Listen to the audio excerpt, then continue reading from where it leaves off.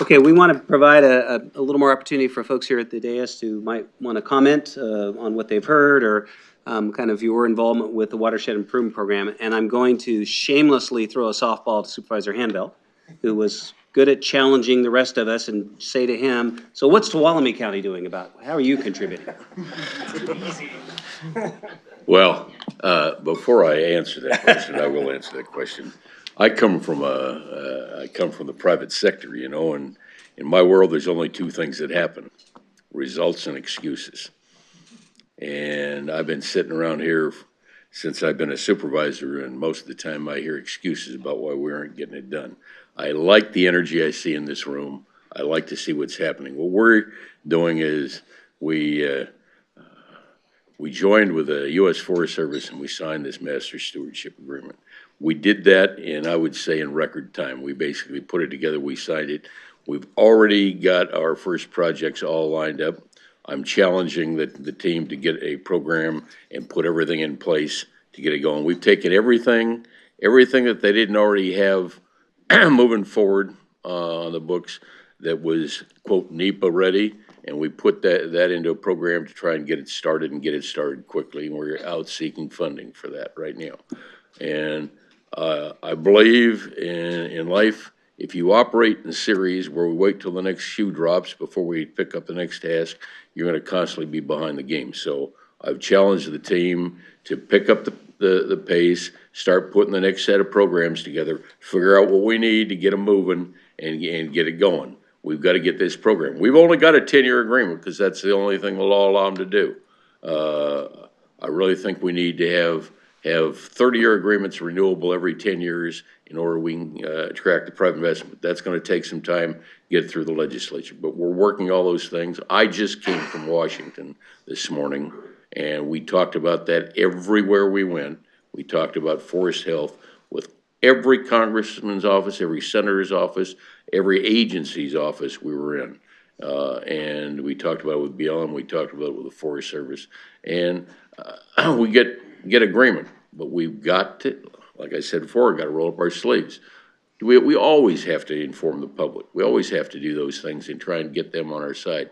But there is an urgency to get this done. I love it when people talk urgency because that we have to keep forefront. My county has been in a state of emergency continuous for 5 years. Rim fire, we may have had a couple weeks off after rim fire. We had drought. We've had bark beetle tree mortality, and we had at least 3 episodes of severe storm damage, all on top of each other. We're tired. Our people are tired, but we have to pump them up. We have to keep going. This is an emergency. And how do you stay at that level? We got to constantly pump ourselves up. We got to move forward, and we got to drive the end result. We got to challenge ourselves, not with what we would like to do, not what we think we're capable of doing, but we got to go much further than that. We are all more capable, individually and corporately, than we ever thought we are. Our potential is huge, and we can make this thing happen. I absolutely believe it. It isn't going to happen in my lifetime. I know that, but if we don't set the stage, set the program, and adjust, if we wait to be perfect, we won't get there. Set the stage, adjust as you go, and every landscape will be a little different. We've talked pace and scale for a long time. Let's quit talking. Let's walk the talk and make it happen. That's where we are, and we're doing everything we can. Great. Thank you. Others on the dais? Comments, thoughts about what you've heard today? Stephen? Oh, you brought me up here, Jim, so I think I'll... You don't have to say. I have been to a few of these. I don't know if it was 3 or 4 in a row, but clearly at the Water Board, we see the systematic connections of all these things, the importance of forest health and water resources, and want to create the right mix of incentives, but this isn't something we directly fund. We do have some regulatory oversight of some activities, and I'll just let folks know this year, after the catastrophic wildfires that affected urban interface, We gathered all of our regional board experts on response and have an emergency response working group, including our Division of Drinking Water, so that as the water board family, we're ready to respond quickly when issues come up, and so we're in listening mode to CAL FIRE and other agencies on what they need in terms of our approvals to move quickly. But we also used about $1 million in cleanup and abatement funding to do watershed stabilization in the wake of these fires, and we mobilized quite quickly to do that. And we want to be a real-time partner in this to the extent we can. And last year it was a good, robust discussion about the role of healthy forests in water resources, and it seemed like the state of the art on creating a nexus, a currency, if you will, between investment in an acreage level and forest health and the water volume. Mr. Mills mentioned acre feet. We're not quite there yet, and yet we had a good update from the Nature Conservancy and other partners about the French Meadows project. I'm interested in knowing if we're making progress there to be able to make a case for investment in healthy watersheds that equates to water supply. Yeah, and there are, we know what we know, and I think we've got a lot of anecdotal information, but there are efforts underway at French Meadows, perhaps on the Yuba River and other places where we're trying to do a better job of quantifying that. That seems to be somewhat elusive. Hopefully we don't have to wait till we've got four numbers to the right of the decimal point in terms of our accuracy. So I think we know enough to know that healthy watersheds produce more water and a more reliable source of water. So. Yeah, and so it's an engineering exercise. It's based on science, but it'll be an index, and we just need to get into the ballpark, and I agree with the need for action on that. And so we want to continue to support those discussions because, we're in those areas where we are active and getting results in this state. For instance, wastewater recycling, water recycling, water reuse.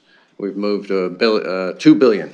In Prop 1 funds and state revolving funds to do that. And one of the guiding posts on that is the snowpack is shrinking, on which, over half the population of the state depends for water storage, a third of the water storage in our state.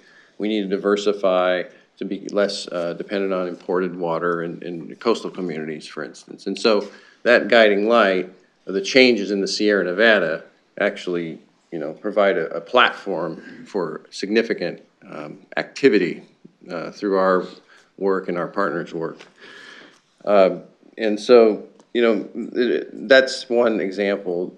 We really want to encourage the systems thinking. I appreciated the points about biomass and sort of there's a human part to this, the economies of the rural counties and a sustainable wood processing element to this.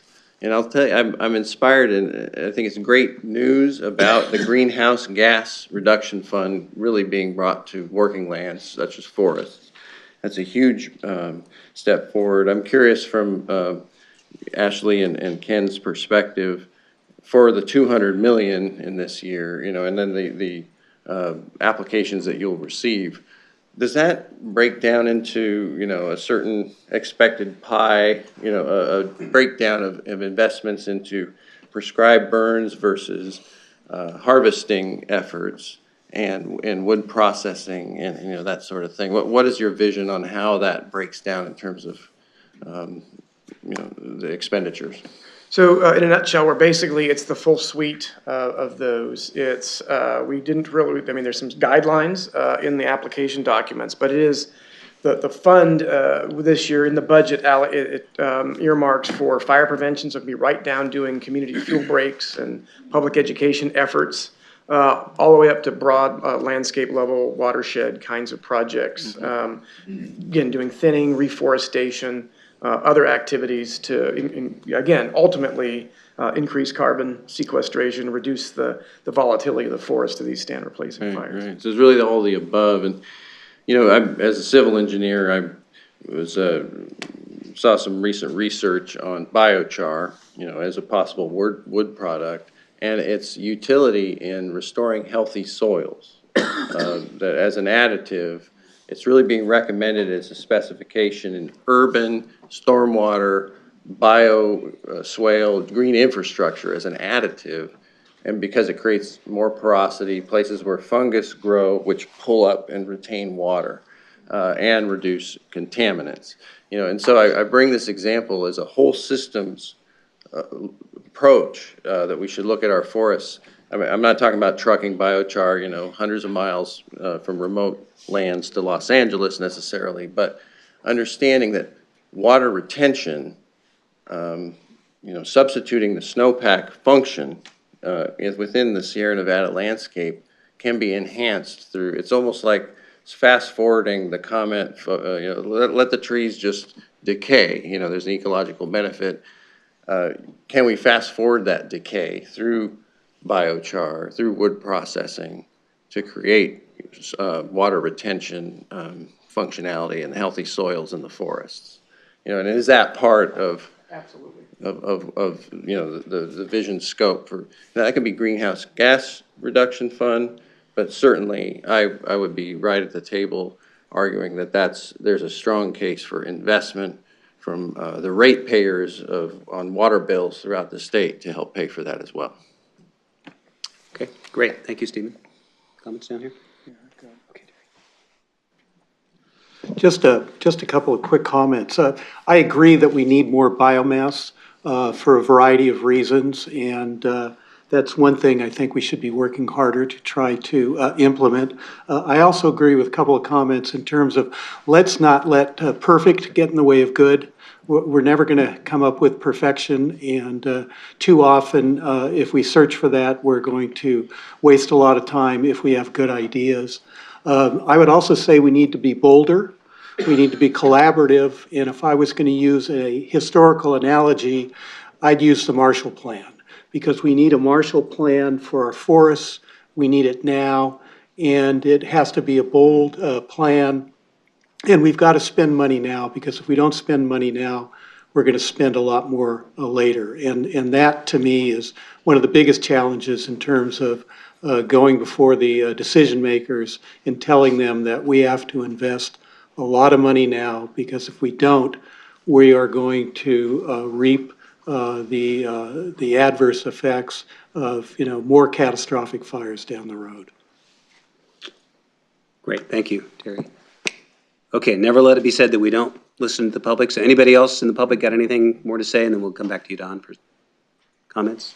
Stacy? Before you do that, could I have to apologize. I left somebody out of the game in our master stewardship agreement. We're not doing that, just the county and the Forest Service.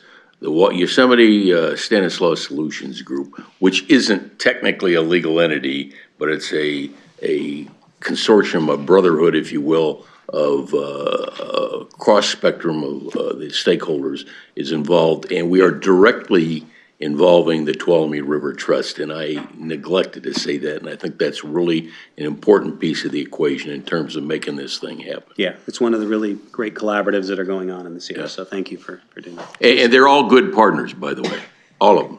All right, Stacy. Yeah, Stacy Heaton, Rural County Representatives of California, RCRC, and I'm really happy to hear all the shout outs we've been getting today. This has been kind of awesome, sitting over here, hearing RCRC's name brought up so many times.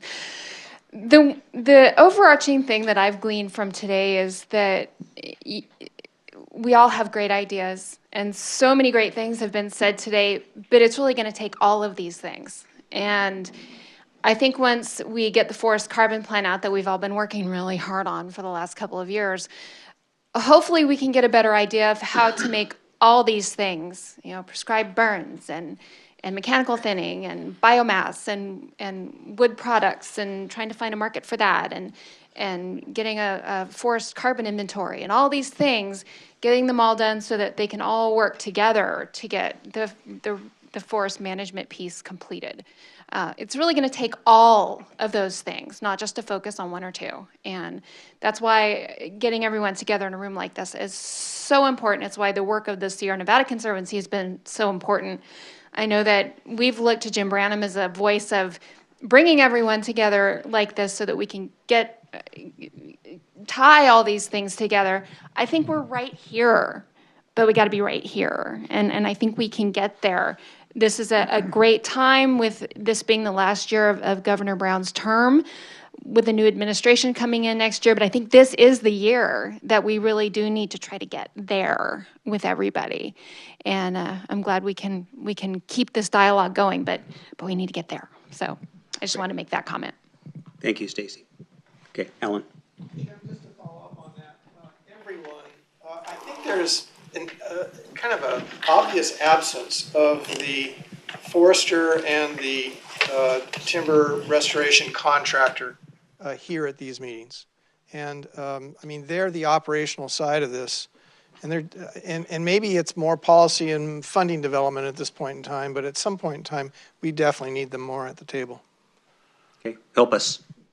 You're putting them to work out there, so help them, get them as part of the conversation. Okay, I want to do something before we wrap up, because sometimes so stop, don't bundle your stuff up yet, don't think about the traffic or try to remember where you park your car. These events take a lot of effort from a lot of people, and our Sierra Nevada Conservancy staff, as usual, has stepped up in a great way. I think it was a very successful day. Takes a lot of people. So they're kind of scattered around the room, and there's all sorts of people who have played a role. Mandy Vance here, who coordinates the Watershed Improvement Program, had always the toughest job at these, which is the timekeeper, which, you know, she did her best. Sorry, Mandy, but we're pretty most on time. So Mandy does a great job in coordinating the Watershed Improvement Program. I don't want to call her out, but Nick Enstis, our science coordinator, is there. He was very helpful in helping to organize this. Teresa Burgess, who was running around with the headset, I'm not sure who she was talking to because I didn't have an earphone thing, so next time, hook me up. Teresa did a great job of just coordinating various aspects.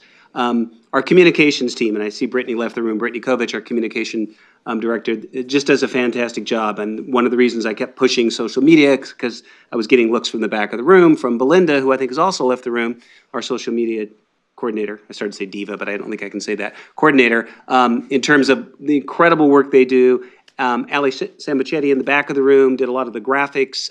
It's a great team that really put a lot of effort into this, and I want to acknowledge them. And Dave Madrigal, our information technology person. Well, I'll leave somebody out, but I want to finish with Angie Avery, because Angie oversees that crew I just talked about. She did a fantastic job of herding the cats and dealing with all of the stress that comes with an event like this. So if you would join me in a round of applause for our team, I would appreciate it.